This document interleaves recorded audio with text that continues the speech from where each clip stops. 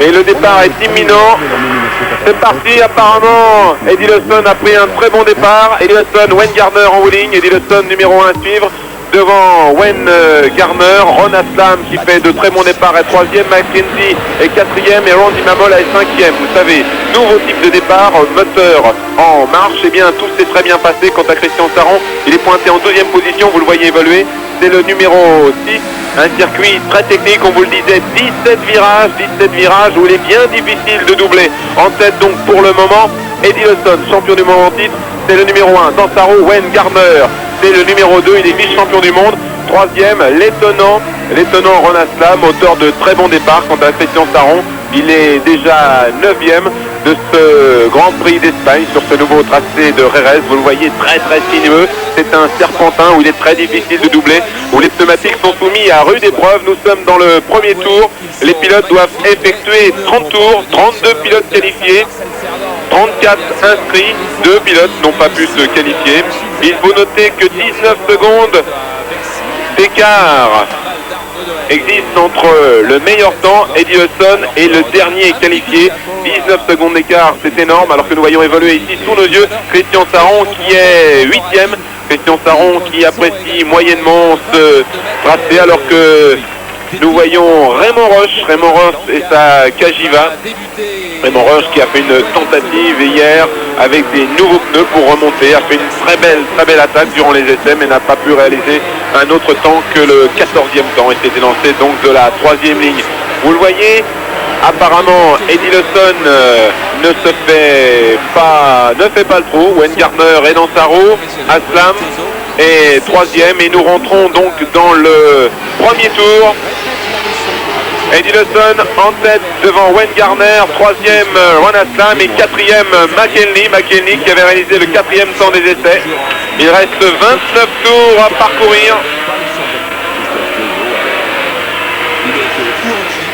Sur le circuit de Suzuka, Eddie Lawson n'avait pas marqué de points. Rappelez-vous, il avait fait un mauvais choix de pneumatique, victime donc de problèmes de tenue de route et avait abandonné dans les premiers tours. Alors qu'ici, une Suzuki, le numéro 18, c'est Kenny Irons sur la Suzuki officielle qui a chuté au freinage.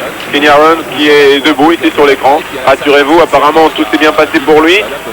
Tout s'est bien passé, si on peut dire, mais il n'est pas blessé, alors que la bagarre fait rage et 4 hommes semblent avoir pris largement les devants.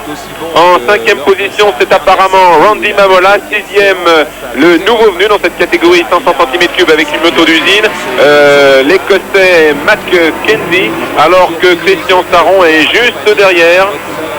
Une course qui est partie tambour battant. Il faut noter une autre belle performance, celle de la Suzuki de l'américain Schwantz qui est placé en 8e position.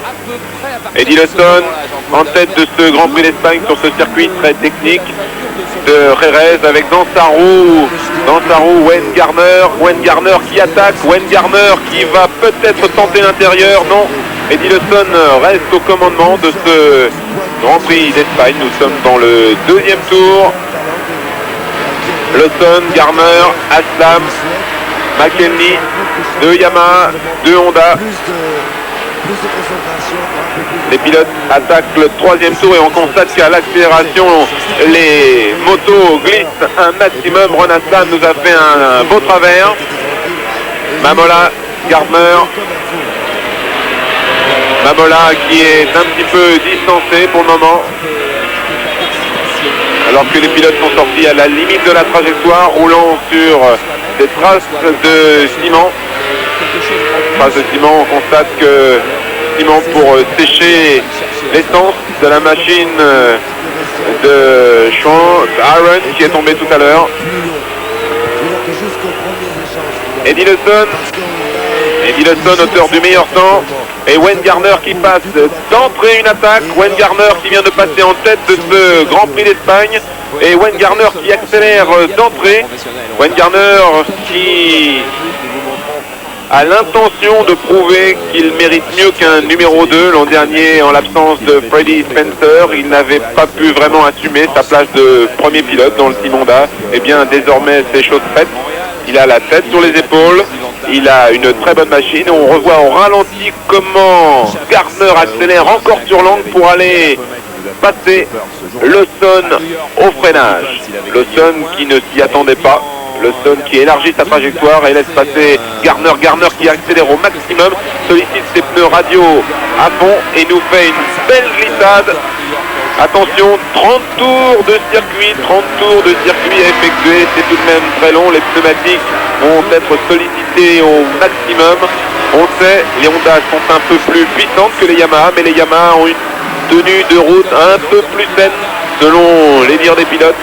Alors que Ron Aslam est toujours en 3e position devant Rob McElhenney. Et derrière, eh bien, derrière, c'est déjà le trou. C'est déjà le tout puisque Christian Saron est pointé en 7e position.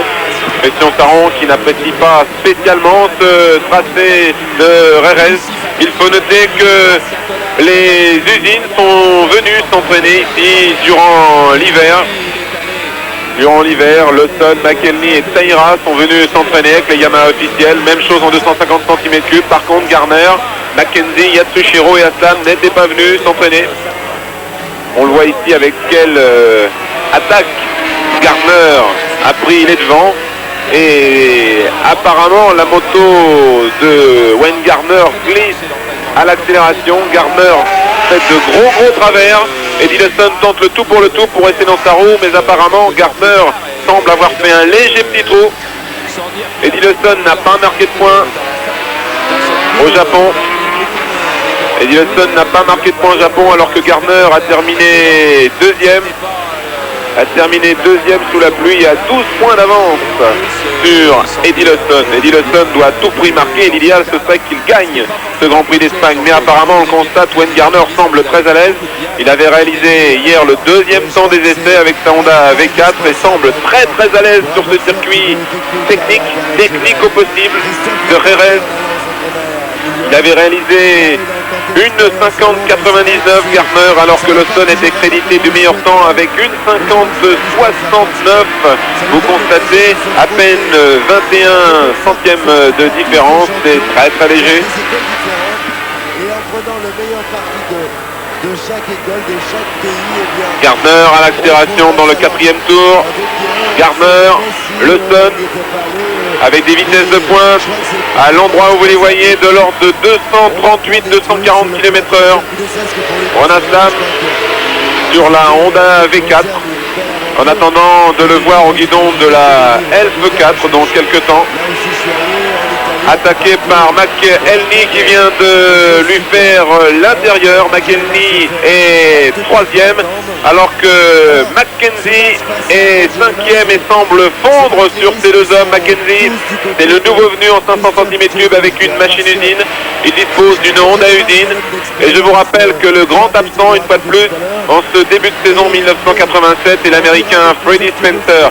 Freddie Spencer qui a chuté lors des 200 miles de Daytona, qui était blessé à l'épaule et qui n'a pu participer au Grand Prix du Japon. On espérait qu'il serait présent après un mois d'inactivité et de rééducation. Et bien apparemment Freddie Spencer n'est pas là et chez les ingénieurs de chez Honda on fait un peu la tête. Freddie Spencer était le pilote numéro 1 il y a 2 ans, rappelez-vous, double champion du monde, 250-500 cm3. Freddie Spencer blessé dès le premier Grand Prix de la saison. L'an dernier en Espagne, c'était sur le circuit de Jarama, rappelez-vous, il était en tête et puis il s'arrête au 17e tour, victime d'une tendinite. Ensuite, ce fut une longue série de déboires, de problèmes, d'opérations et Spencer s'était retiré, disant qu'il allait revenir en 87. Et bien ce retour se fait toujours attendre alors que Mackenzie, le numéro 11 et moto jaune, a presque fondu sur Aslam et McElhenney. Et ouais, Christian Saron, et bien Christian Saron est 7e. Et 7e derrière un étonnant Italien Chili qui dispose d'un 3 cylindres Honda. Et oui, sur un circuit aussi technique que Jerez, les 3 cylindres ne sont pas trop handicapés. Alors que Mackenzie, numéro 11, ici à l'écran, est bien revenu au fil des 5 premiers tours sur McElhenney ici à l'écran et Ron Aslam.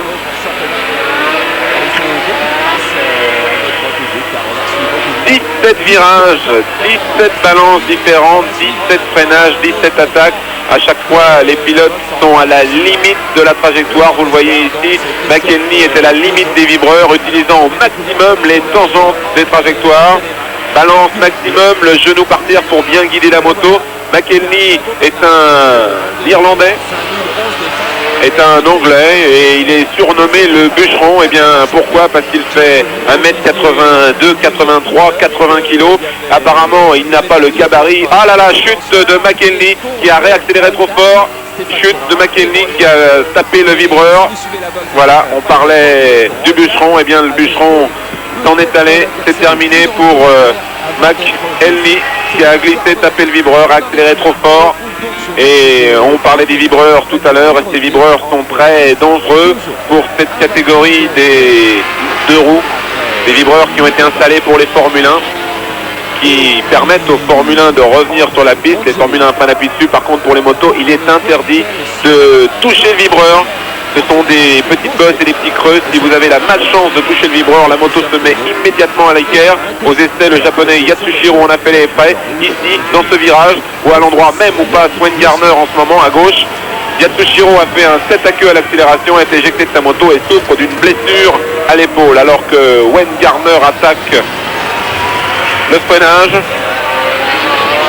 Et Ron Aslam est talonné désormais par McKenzie. McKenzie qui a une attaque d'enfer.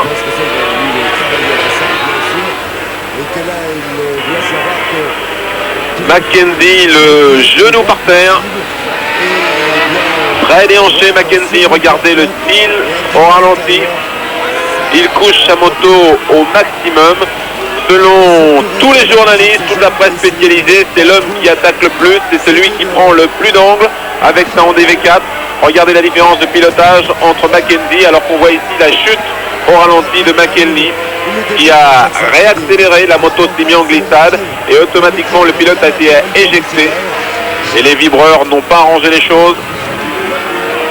Alors qu'en tête, l'écart se creuse entre Wayne Gardner et Eddie Lawson. Eddie Lawson qui apparemment ne peut rien faire face à Wayne Gardner déchaîné. Je vous rappelle que Wayne Gardner a marqué 12 points puisqu'il a terminé deuxième du Grand Prix du Japon sur le circuit de Suzuka.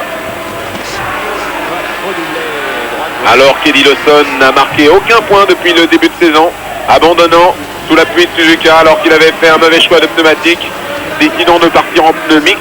Alors que la pluie tombait averse, il aurait dû partir en pneu pluie. Lawson n'avait même pas tenté de prendre part à cette course des 500 cm3, perdant du même coup tout espoir de marquer des points. Alors que là, nous sommes en Espagne. Eddie Lawson avait réalisé le meilleur temps, il était confiant et ne pensait peut-être pas que Wayne Gardner allait être aussi aisé dans son pilotage, aussi facile. Ron Aslam, numéro 9, Niel McKenzie, numéro 11, tous deux pilotes des Honda V4 modèle 1987. Où est Yatsushiro? Eh bien, Yatsushiro, le japonais, est assez loin. Il est pointé en 11e position alors que McKenzie doit lui aussi marquer des points. McKenzie avait chuté sous la pluie à Suzuka dans les derniers virages. Aslam, Ron Aslam, qui semble très à l'aise. Aslam qui avait réalisé le 6e temps des essais. Et loin derrière, nous retrouvons Chili. L'Italien Chili en bagarre avec Christian Saran, alors que McKenzie allait tenter un extérieur assez difficile, il faut l'avouer. Il est bien difficile de doubler sur le circuit de Jerez. Constamment des courbes, il faut constamment changer d'angle, freiner, accélérer, passer les vitesses à la volée. Et on constate que McKenzie a fait une tentative, ce qui lui a permis de revenir. Et je vous annonce que les deux Cagiva, malheureusement les deux Cagiva de Raymond Roche et de Didier de Radiguez, eh bien, sont rentrés au stand. Problème mécanique. Nous en saurons plus. Décidément, rien ne va plus pour les Cagiva. Problème de moteur, problème de partie cycle, problème physique pour Didier de Radiguez qui a été opéré de son épaule blessée l'an dernier. Sa clavicule est désormais bien soudée, mais avec 3 mois d'inactivité, Didier Rodriguez n'a pas récupéré la forme physique et ne pouvait pas piloter au mieux sa Cagiva.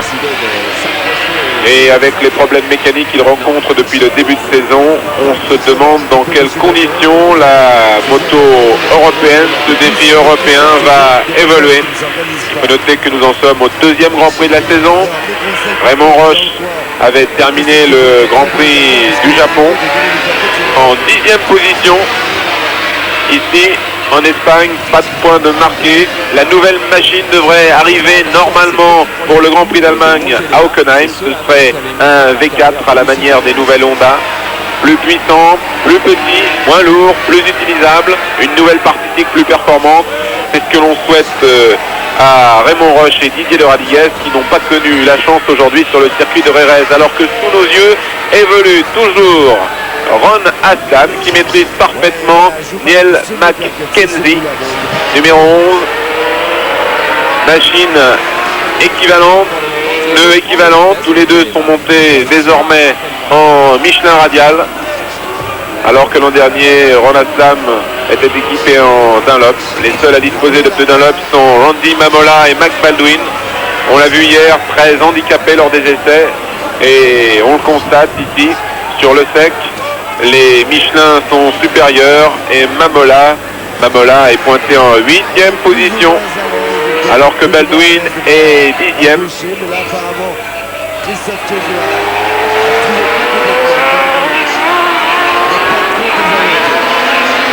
On revient sur l'homme de tête qui passe devant nous. Nous sommes dans le 9e tour. Wayne Gardner, l'Australien, très à l'aise. Part en glissade, en wheeling. Lève la roue avant à l'accélération. Je vous rappelle que ces machines, c'est 500 cm3 alors que Wayne Gardner est crédité du meilleur temps. Ces 500 cm3 sont des machines qui pèsent environ 100-105 kg pour des puissances de 150 chevaux. On parle de 160 chevaux pour les Honda usines comme celle de Wayne Gardner, un peu moins pour les Yamaha. Les pilotes étaient d'avis de dire que la Honda avait une partie cycle un peu moins performante que la Yamaha sur le circuit de Jerez. Et bien apparemment, Wayne Gardner s'en tire très bien avec sa partie cycle qui semble peut-être bouger un peu plus, mais son moteur tellement plus puissant que le Sun qui est complètement distancé. Le Sun distancé, le Sun qui joue la carte des points sans doute lors de ce Grand Prix d'Espagne, laissant Wayne Gardner s'échapper. Mais si Wayne Gardner gagne, l'Australien va marquer 15 points et avec les 12 qu'il aura, cela fera 27 points pour le virtuel leader du championnat du monde si tout se passe bien. Gardner qui semble attaquer comme un forcené, très à l'aise sur ce circuit qui ne compte pas moins de 17 virages, je vous le disais, pour un tracé de 4 km 200. Nous attaquons le 11e tour.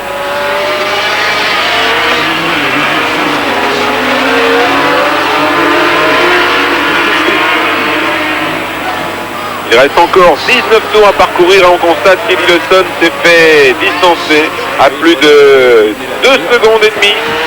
2 secondes et demie de Wayne Gardner. Pourtant Lawson attaque comme il peut mais semble distancé dans cette catégorie des 500 cm3. Il a beau se déhancher, attaquer au maximum. Gardner a fait le trou. Et derrière c'est une bagarre très serrée pour la 5e place entre Chili, Saron, Schwantz, Mamola, Baldwin, Taira et Yatsushiro. Les pilotes sont restés très groupés. On aimerait bien que le réalisateur nous montre des images de cette bagarre pour la 6e place.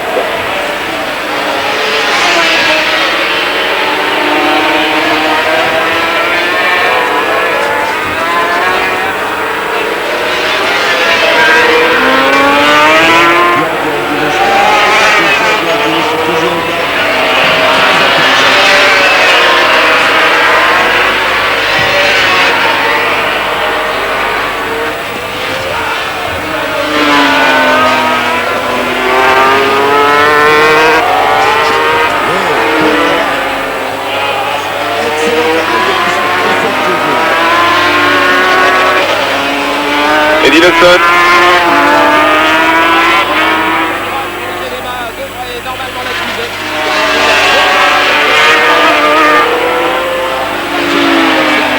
cm3 désormais, cette cylindrée est réservée aux machines d'usine, puisque évolue sous vos yeux le champion du monde sortant, Eddie Lawson et sa Yamaha usine. Il faut noter que Christian Saron dispose de la même machine qu'Eddie Lawson et Christian Saron est pointé en 7e position. Nous sommes dans le 11e tour. Eddie Lawson porte le numéro 1, mais il est deuxième derrière Gardner qui lui porte le numéro 2. L'écart est assez impressionnant entre les deux hommes, alors que derrière, toujours en bagarre pour la 3e place, Ron Aslam, numéro 9, et Neil Mackenzie, numéro 11. Aux essais, les Honda avaient été chronométrés les plus rapides en vitesse de pointe dans cette catégorie des 500 cm3, 238 km/h dans la courte ligne droite pour Wayne Gardner, 236 pour Mackenzie, 236 pour Ron Aslam. La première Yamaha était celle de Christian Saron qui était chronométrée à 235 km/h, quant à Raymond Roche et Sakajiva, il était pointé à 225 km/h. C'est une vitesse enregistrée en ligne droite, ce sont juste des vitesses de passage, tout se fait à l'accélération, ce n'est pas le pilotage qui est en cause. Donc il y avait plus de 10 km/h d'écart entre Christian Saron et Raymond Roche lors de ces vitesses de passage, alors que Mackenzie ne semble pas vouloir attaquer Ron Aslam. Il est prudent, il faut noter qu'il était tombé sur le circuit de Suzuka et a l'intention de marquer des points. Ron Aslam avait terminé 5e malgré sa chute, il était 3e, il s'est remonté à toute vitesse sur sa moto et avait terminé 5e de ce Grand Prix du Japon. Ron Aslam qui est actuellement 3e. Ron Aslam qui dispose d'une Honda V4 usine modèle 87. Alors que derrière la bagarre fait rage pour la 4e place, la 5e place, pardon, entre Schwantz, l'américain qui place normalement sa Suzuki en 5e position devant l'étonnant Chili avec sa Honda à 3 cylindres modèle 86 et Christian Saron. Mais l'écart est énorme, sous nos yeux viennent de passer Aslam et Mackenzie. En 5e position, c'est Schwantz devant Chili et Christian Saron et Mamola et Baldwin. Christian Saron qui ne semble pas à l'aise sur ce circuit alors qu'évolue sous nos yeux toujours les 3e et 4e. Voilà, bagarre pour la 5e place, c'est l'américain Kevin Schwantz qui est en 5e position avec sa Suzuki. Rappelez-vous la Suzuki qui avait bien terminé avec Kawasaki le japonais qui avait placé cette Suzuki en 7e place alors qu'un autre japonais Ito était monté sur le podium avec cette même machine. Donc l'américain Kevin Schwantz est actuellement 5e avec une Suzuki usine devant l'italien Chili numéro 10 et Christian Saron numéro 6, alors que Randy Mamola est dans la roue de Christian Saron. Voilà sous nos yeux, le réalisateur nous a exaucé nos voeux. Nous voyons enfin cette bagarre pour la 5e place. Christian Saron qui est donc tranquillement installé en 7e position et ne semble pas vouloir attaquer outre mesure. Kevin Schwantz et sa Suzuki usine devant Chili et son 3 cylindres. Comme quoi un 3 cylindres usine Honda n'est pas dépassé sur un circuit aussi technique et aussi tortueux que Jerez. Kevin Schwantz qui évolue sous nos yeux. Kevin Schwantz, un nouveau venu en championnat du monde.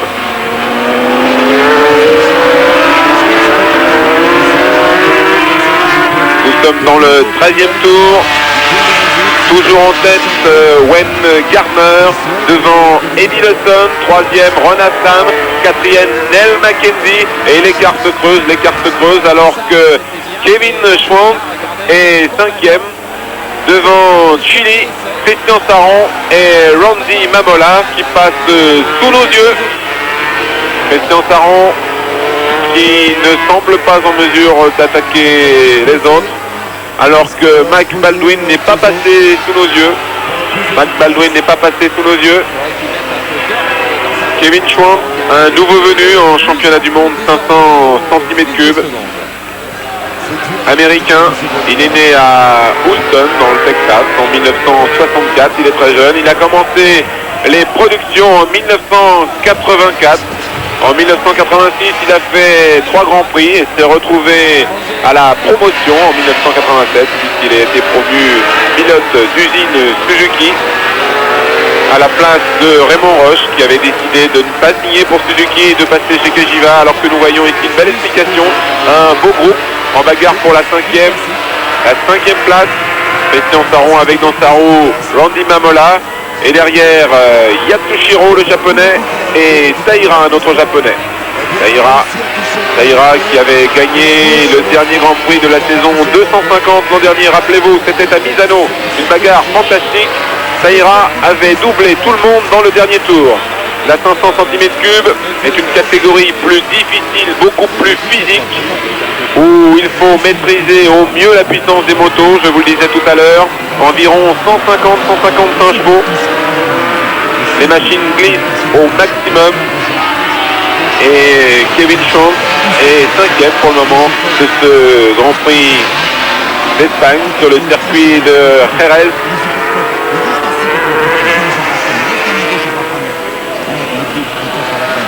Pour lui, la moto est en progression constante.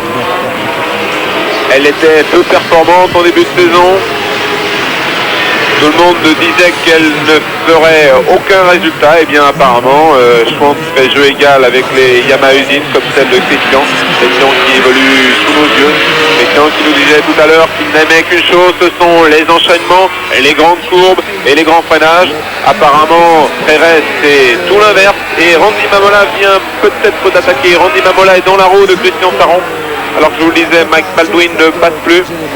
Kevin Schwantz qui semble quelque peu bouchonné.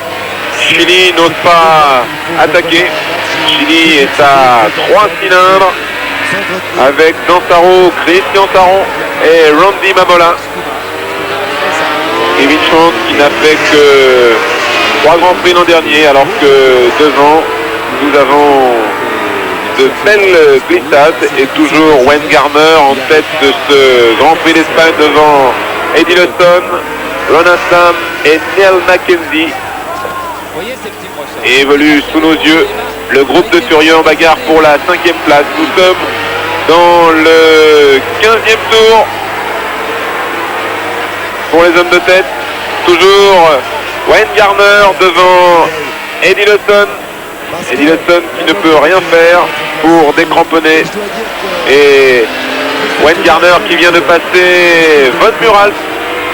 Von Murals qui s'est fait distancer, je vous le disais tout à l'heure, 32 pilotes partant, 19 secondes d'écart au tour aux essais entre le premier et le dernier qualifié.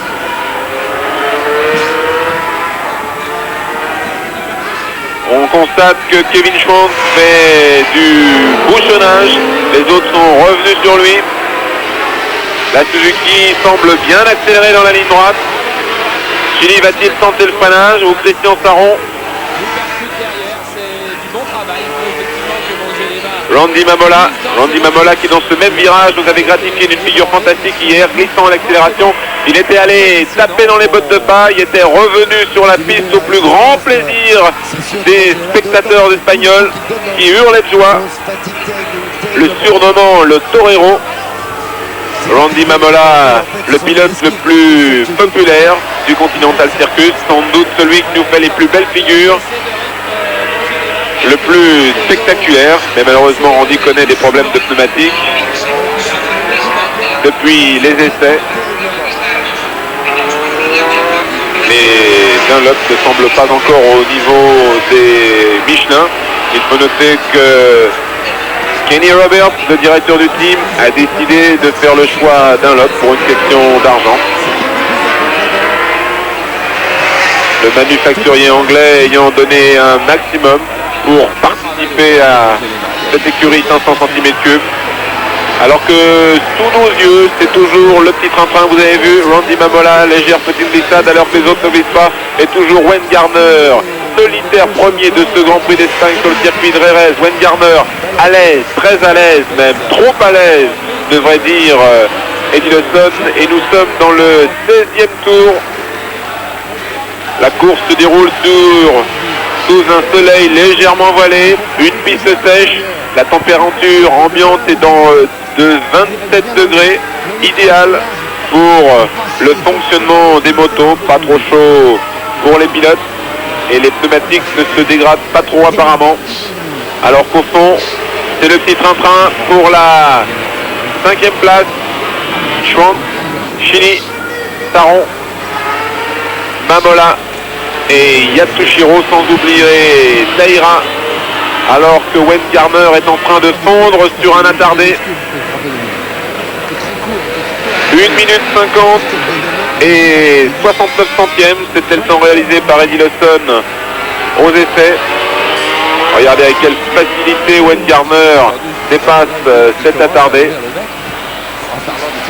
Wayne Garner qui n'a fait qu'une bouchée apparemment d'Eddie Lawson. Eddie Lawson, le champion du monde en titre. Sur le circuit de Suzuka sous la pluie, c'est Randy Mamola qui s'était imposé avec des pneus fantastiques.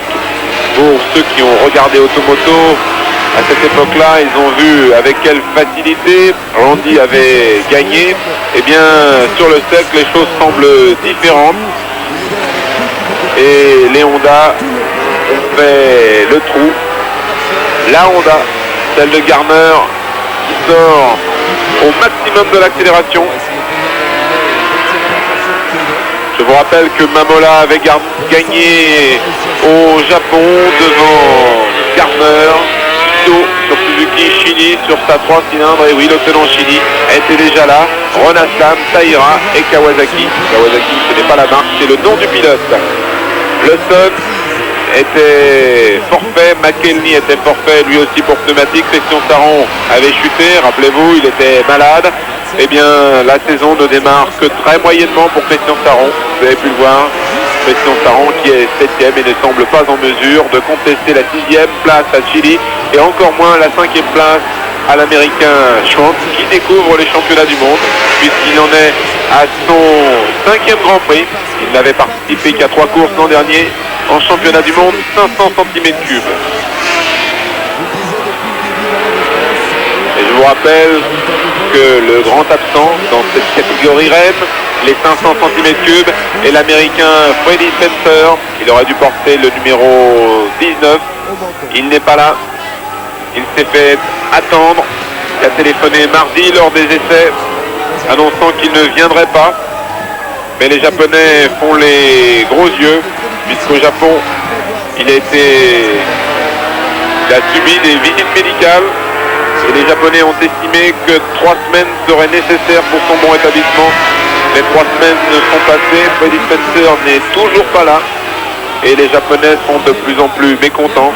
Saison catastrophique en 1986, absent du premier Grand Prix en 1987, toujours absent pour le deuxième Grand Prix, ici à Jerez. Mais où est donc Freddie Spencer? Freddie Spencer a-t-il encore envie de courir? C'est la question que tout le monde se pose. Eh bien en fait, Freddie, double champion du monde 250-500 en 1985, n'a peut-être plus la motivation, n'a peut-être plus l'envie de courir. Il faut dire qu'il s'est blessé l'an dernier, il s'est de nouveau blessé, gêné par un concurrent qui vient de chuter à Daytona, il n'a pu l'éviter, est tombé sur l'épaule se cassant une omoplate. Eh bien, Freddie n'a peut-être plus le virus de la moto. Il faut avouer que Freddie a tout prouvé. Champion du monde en 500 en 1983, double champion du monde en 1985. Qu'avait-il de plus à prouver? Alors que sous nos yeux évoluent Mackenzie numéro 11 et Ronastam qui ont rattrapé un groupe d'attardés. Ici Louis-Luc Mesto, un Français numéro 38. Louis-Luc Mesto qui se fait mettre un tour par Ronastam et Neil Mackenzie. 4 Français étaient engagés dans cette catégorie des 500 cm3. Christian Saron qui avait fait le 8e temps, Raymond Roche qui avait fait le 14e temps, Thierry Rapico, et oui, Thierry Rapico dont c'est le premier Grand Prix, et Louis-Luc Mesto que vous avez vu sous vos yeux se faire doubler par les 2e et 3e du classement provisoire de ce Grand Prix d'Espagne sur le circuit de Jerez, alors que nous revenons sur Kevin Schwantz, Chili, Saron, Mamola, mais aussi Yatsushiro et Taira qui forment le 2e groupe de chasse. 7e et avant-dernière reprise, donc. Daïra, numéro 21. Kevin Champ, numéro 34. Chili, le numéro 10. Saran, numéro 6. Mamola, le numéro 3. Et Yatsushiro, le compagnon d'écurie de Wayne Gardner, qu'on espérait en meilleure position. Yatsushiro qui est légèrement blessé à l'épaule après sa chute des essais de vendredi. Il avait fait un tête à queue à l'accélération en touchant un vibreur, se blessant légèrement à l'épaule. Yatsushiro ne semble pas en mesure d'inquiéter ses petits camarades de jeu. Quant à Christian Saron, il ne semble pas en mesure non plus de doubler Chili, alors que Randy Mamola est dans sa roue. Nous revenons sur Eddie Lawson, solitaire deuxième. Eddie Lawson qui ne peut rien faire face à Gardner qui a fait le trou. Et Ron Aslam est troisième, semble distancer quelque peu Neil Mackenzie. Mackenzie qui n'a pas marqué de points, je vous rappelle, au Japon, chutant dans les derniers tours sous ce déluge, sous cette pluie battante, alors qu'ici il fait un temps tout à fait estival pour ce Grand Prix d'Espagne.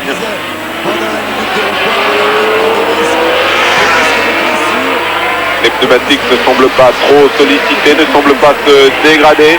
Les pilotes ont choisi des radios gomme légèrement dures.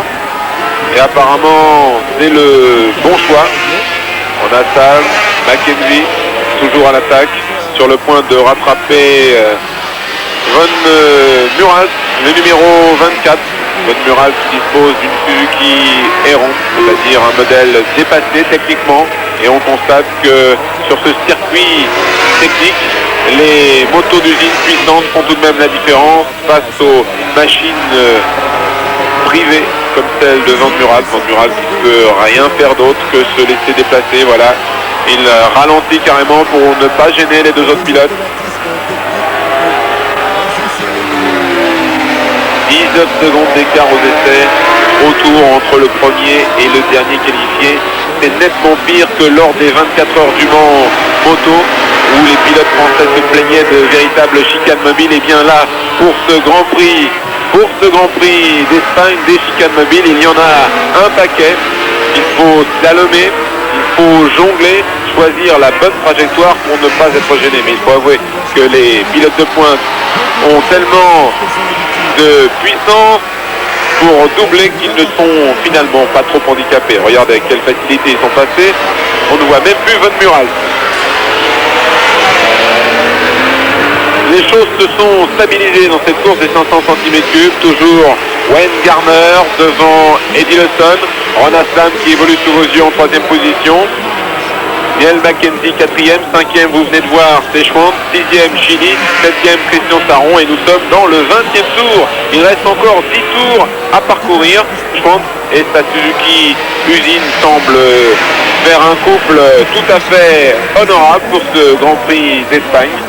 Schwantz qui a fait même le trou, distançant légèrement Chili, Saron et Mamola, alors que sous nos yeux, Wayne Gardner attaque toujours comme un mot diable, effectuant un cavalier seul. Et il faut noter que Thierry Rapico est pointé en 15e position, juste derrière son compagnon d'écurie Marco Gentil. Thierry Rapico qui pilote une Fior, une machine française, entièrement fabriquée par Claude Fior que les amateurs de belle mécanique connaissent bien. Claude Fior qui a préparé deux machines identiques pour Marco Gentil et Thierry Rapico. Thierry Rapico dont c'est le premier Grand Prix en 500 cm3.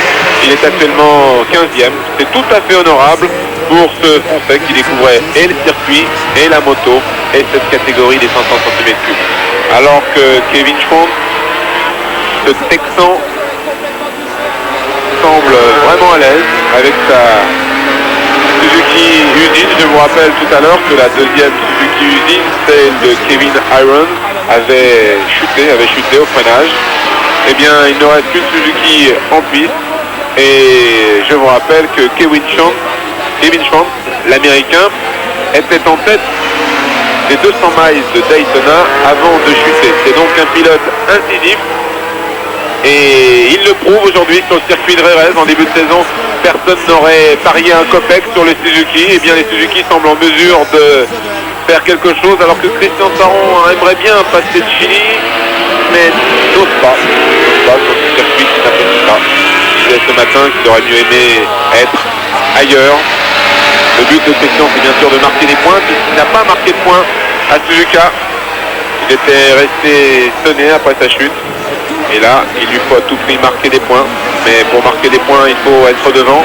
Et devant lui, il y a Chini et Chouan, numéro 34 à doubler. Et aussi Louis-Luc Mesto qui se fait mettre un tour par Christian Saron, Mamola et Taïra. Chouan les a déjà doublés. Chouan 5e, Chini 6e.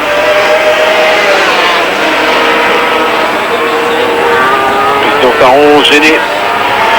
Christian Saron gêné par un pilote attardé.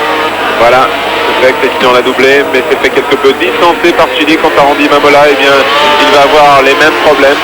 Le problème que j'évoquais tout à l'heure, le problème des chicanes mobiles, des pilotes qualifiés dans cette cylindrée très très difficile, considérée comme la Formule 1 de la moto. Et bien, beaucoup de secondes séparent le meilleur temps du dernier temps.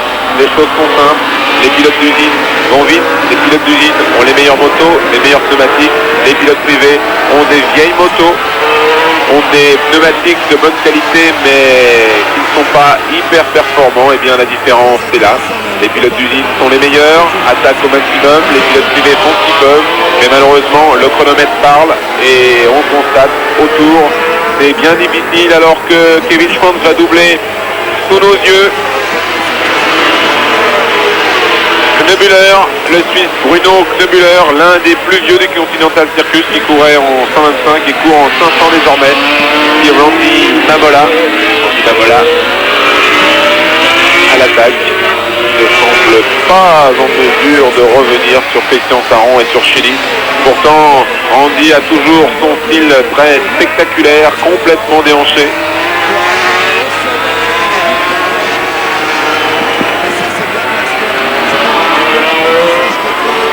Kevin Schwantz qui sort les genoux en aérofrein.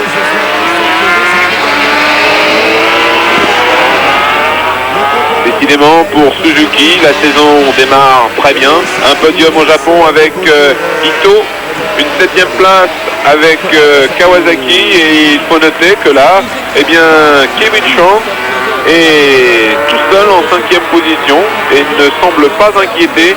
Même chose pour Wayne Gardner, mais là c'est différent. Wayne Gardner est en tête de ce Grand Prix d'Espagne. Wayne Gardner qui est en train de récupérer, de rattraper Marco Gentile, le Suisse. Marco Gentile qui vient de le laisser passer. Gardner qui vient donc de doubler Thierry Rapico aussi. Thierry Rapico qui était pointé en 15e position. Gardner qui ne semble connaître aucun problème, réaccélère toujours aussi fort, creuse seconde par seconde, un écart impressionnant avec Eddie Lawson. Je vous rappelle qu'Eddie Lawson est champion du monde en titre et qu'Eddie Lawson n'a pas marqué de points au Japon et que pour le moment, Wayne Gardner a fait un trou impressionnant.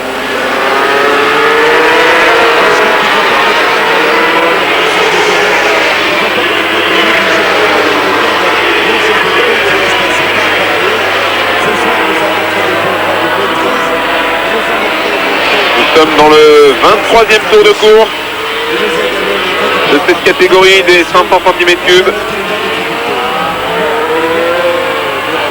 Wayne Gardner dispose d'une nouvelle Honda entièrement retravaillée pendant tout l'hiver. Il faut avouer que le titre a été perdu en 250 et 500 cm3. Alors que... Tu m'as surpris parce que je m'y avais pas.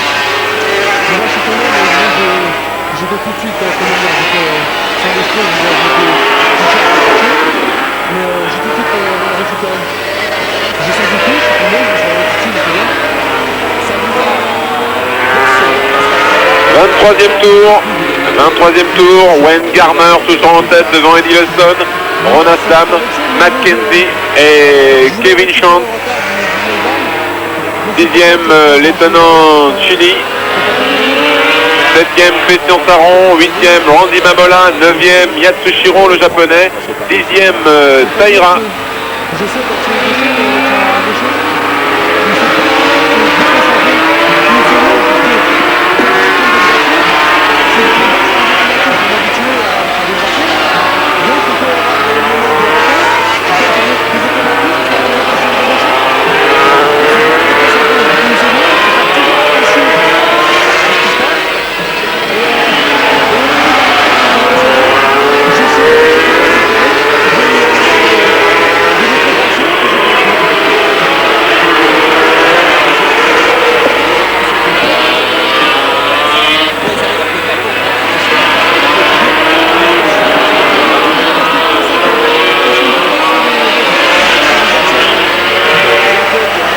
Eddie Lawson qui évolue sous nos yeux. Eddie Lawson, champion du monde. Eddie Lawson, champion du monde l'an dernier, je vous le disais tout à l'heure. Les Yamaha se sont imposés en 1986 avec Carlos Lavado en 250 cm3, avec Eddie Lawson en 500 cm3. Eh bien, cette année, les choses semblent peut-être avoir changé, puisque Randy Mamola s'est imposé sous la pluie. La pluie, ça pose un petit peu toutes les cartes. Ici sur le circuit de Jerez, dans de bonnes conditions. Wayne Gardner a été pour le moment intouchable. Eddie Lawson n'a pu faire mieux que deuxième.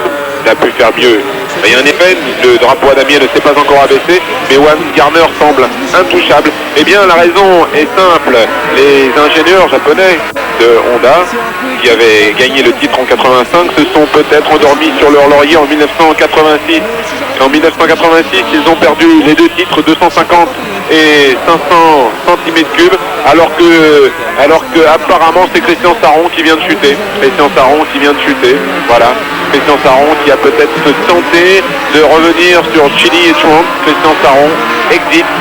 Christian Saron décidément qui commence mal la saison, chute sous la pluie au Japon, chute ici sur le sec en Espagne alors qu'il était en bagarre pour la 5e place. Eh bien Christian Saron, c'est terminé. Christian Saron ne passe plus. Devant moi, j'ai toute l'équipe de Christian qui commence à s'inquiéter. Il regarde le chrono passé, il regarde les secondes, et voilà. Voilà, Karen, la fiancée de Christian, range son chrono, baisse les bras. C'est la déception dans les stands. Alors que, eh bien, Wayne Gardner fait un véritable cavalier seul dans ce Grand Prix du Japon. Il reste encore 5 tours à parcourir. 5 tours à parcourir et Wayne Gardner semble à l'aise. On croirait qu'il est tout seul. Wayne Gardner qui avait réalisé le deuxième temps des essais. Voilà, il reste 4 tours à parcourir désormais. Wayne Gardner qui était crédité d'une vitesse de pointe la plus rapide hier lors des essais, 238 km/h, juste dans cette ligne droite avant le freinage. Wayne Gardner qui lève sa roue à accélération, balance sa machine dans chaque virage avec précision, utilisant la piste au maximum pour choisir la trajectoire idéale. Voilà Eddie Lawson en freinage, quelques virages plus tard.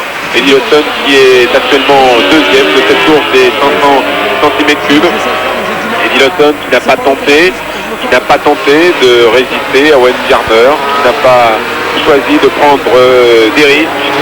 Eddie Lawson qui doit marquer des points à tout prix. Je vous rappelle qu'Eddie Lawson n'avait pas marqué de points au Japon et que ces 12 points de la deuxième place seront très importants en fin d'année. Et peut-être que les 15 points que Gardner a marqués au Japon le seront encore plus. Derrière, toujours en troisième position, Ron Aslam qui a fait le trou devant Neil Mackenzie. Aslam, numéro 9, Mackenzie, numéro 11. À la première place, nous retrouvons une Honda V4 en deuxième position, une Yamaha, celle de Lawson.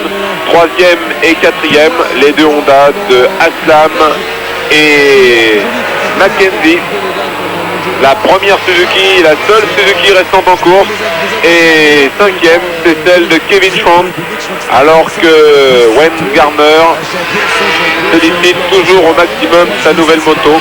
Je vous le disais tout à l'heure, les techniciens se sont penchés sur le problème, s'étaient fait battre tant en 250 qu'en 500 cm3. Eh bien, la puissance a été trouvée, la machine est nouvelle.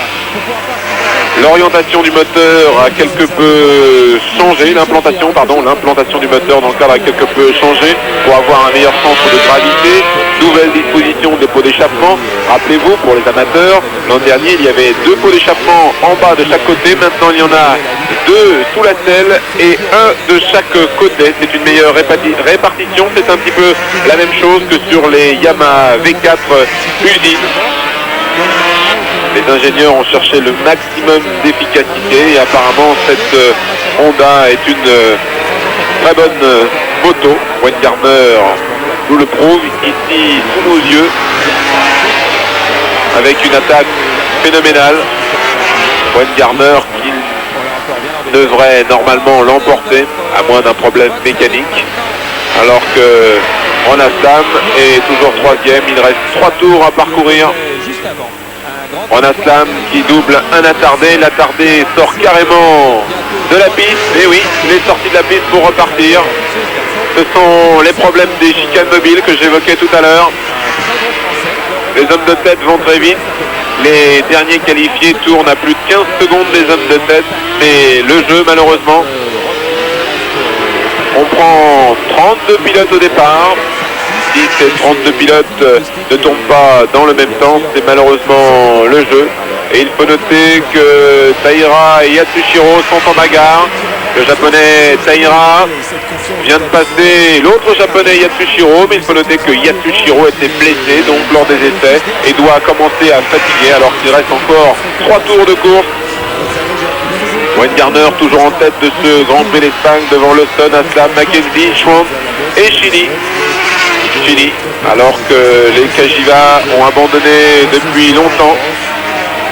2 tours à parcourir dans ce Grand Prix des 500 cm3.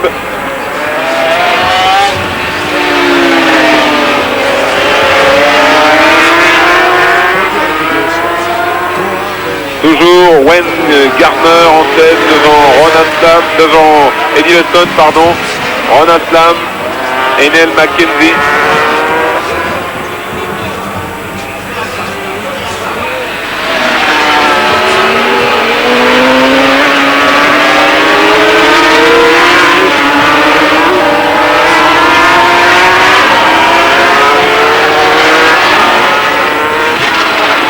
Et on voit l'écart fondre quelque peu entre Neil Mackenzie et Ron Aslam.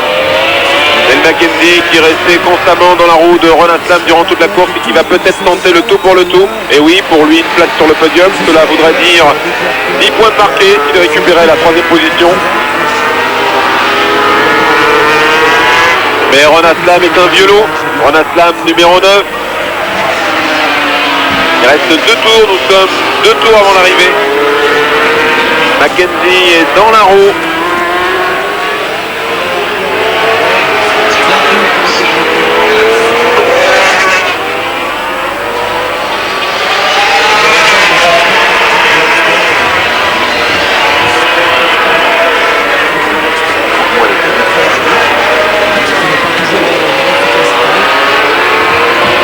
Aslam qui nous gratifie d'un beau travers à l'accélération.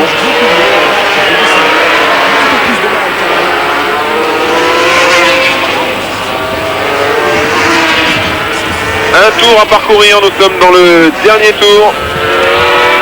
Wayne Gardner qui va mettre un 2e tour à Louis-Luc Mesto. Louis-Luc Mesto, c'est la moto qui le précède, numéro 38, avec la combinaison rose et jaune. Louis-Luc Mesto qui dispose d'un 3 cylindres qui date de 1984, à l'époque où il a été sacré champion de France de vitesse. Louis-Luc Mesto qui va terminer donc ce Grand Prix d'Espagne quelque peu attardé, mais qui termine tout de même. Je vous notais Il faut noter que deux Français ont abandonné, Raymond Roche sur ennui mécanique et Christian Saron sur chute. Il ne reste plus que deux Français dans cette course des 500 cm3. Thierry Rapico qui est en 14e position et Louis-Luc Mesto qui est pointé 20e, alors que c'est le dernier tour, les derniers tours de roue pour l'homme de tête, l'Australien Wayne Gardner, qui ne continue d'attaquer, qui lève la roue avant à l'accélération, qui glisse de l'arrière. Dernier virage. Wayne Gardner comme à la parade de ce Grand Prix d'Espagne moto. Gardner devant Lawson, Aslam, Mackenzie, Schwantz, Chili, Mamola. Le grand absent dans cette catégorie, eh bien c'est Christian Saron qui était pointé tout à l'heure 7e. Christian Saron qui a chuté il y a 3 tours. Et les jeux semblent faits, c'est terminé. Wayne Gardner lève déjà le point, à moins qu'il chute dans le dernier virage, puisque nous sommes dans le dernier virage. Voici le raccordement, dernière ligne droite, la moto en wheeling, il lève le point. Voilà, superbe victoire pour Wayne Gardner. Wayne Gardner qui a montré qu'il était le plus fort sur ce circuit de Jerez. Wayne Gardner qui prend la tête des championnats du monde de vitesse. Wayne Gardner qui dispose donc de 27 points au championnat du monde. Deuxième, Eddie Lawson. Troisième, Ron Aslam. Quatrième, Mackenzie. Cinquième, Schwantz. Voilà, Eddie Lawson qui ne lève pas le point en signe de joie. Eddie Lawson, le pour Lawson Cowboy, comme on peut dire, qui relève sa visière. Il lève tout de même la main, mais est déçu. Lawson, auteur du meilleur temps des essais. Lawson qui n'a rien pu faire. Eddie Lawson, champion du monde en titre, alors que Ron Aslam termine 3e sous nos yeux. Il a distancé Neil Mackenzie. Neil Mackenzie qui n'avait pas marqué de points au Japon et qui termine donc 4e. Nous attendons le 5e. Le 5e étant Kevin Schwantz et sa Suzuki qui s'est améliorée depuis le début de saison. Et voilà l'arrivée. L'arrivée pour Kevin Schwantz qui nous a gratifié d'un beau winning, alors que nous revoyons au ralenti la victoire de Wayne Gardner au championnat du monde. Wayne Gardner est en tête avec 27 points. Nous retrouvons Randy Mamola. Randy Mamola avec 19 points. Ron Aslam, 3e du championnat du monde avec 13 points. Eddie Lawson, 4e du championnat du monde avec 12 points. Le japonais Ito avec 10 points, à égalité en 6e position, Mackenzie et Taira avec 8 points. Voilà, c'était le Grand Prix d'Espagne à Jerez. Rendez-vous tout à l'heure pour les 250 cm3. C'est passé pilote d'usine Yamaha pour 1987. Il a réalisé la pole position de vos essais en 250 cm3. Avec ce temps, il serait parti tout à l'heure 7e. Temps en 500 cm3. Il faut noter que dans cette catégorie des quarts de litre, seulement 5 secondes d'écart entre le meilleur temps et le dernier aux essais pour les 250 et pas 19 secondes comme les 500. Cette catégorie des 250 cm3 est en train de devenir presque la catégorie reine du championnat du monde de vitesse. C'est bientôt le départ, oh là là, un départ quasiment volé par l'Allemand Martin Wimmer, numéro 6, qui avait réalisé le deuxième temps des essais, alors que l'Allemand Anton Mang a été le plus prompt à l'accélération. L'Allemand Anton Mang, numéro 4, qui est deuxième, troisième le Suisse Cornu. Il faut noter que dans cette catégorie des 250 cm3, Patrick Dugois, le français, avec la moto numéro 17, avait réalisé le 4e temps des essais. Il faut noter aussi la très belle performance de Jean-Philippe Ruggia, le jeune français qui débute en championnat du monde de vitesse. Et bien Jean-Philippe Ruggia s'est lancé de la 2e ligne aux côtés de Carlos Cavado, champion du monde en titre. On voit ici une très belle attaque du Suisse Cornu, alors que le peloton s'étire dans cette catégorie des 250 cm3. Je vous le dis, je vous l'annonce, 10 Français engagés. Et oui, ils ont tous été qualifiés. De moto d'usine pour Saron Igoa, de Yamaha pour Ruggia et Forêt, Honda privé pour Bertin, Dufar, Pagano, Benoît, Brunet, Mathioli. Nous sommes dans le premier tour de ce Grand Prix d'Espagne 250 cm3, circuit de Jerez. 17 virages au total. c'est l'Allemand Anton Monk sous vos yeux qui est en tête devant le Suisse Cornu et l'Allemand Martin Wimmer, alors que le numéro 17, ici sous vos yeux, Patrick Igoa, tente de faire l'extérieur. Il est pointé en 14e position.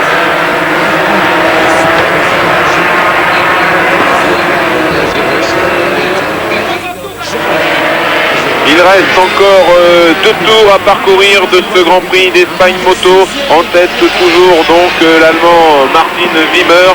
Martin Wimmer, 6e du championnat du monde l'an dernier. Dans un roue, Luca Cadalora, numéro 22. Un jeune qui monte. Agostini a fait le bon choix en le faisant passer de la 125 à la 250 cm3. Il était champion du monde l'an dernier en 125 cm3.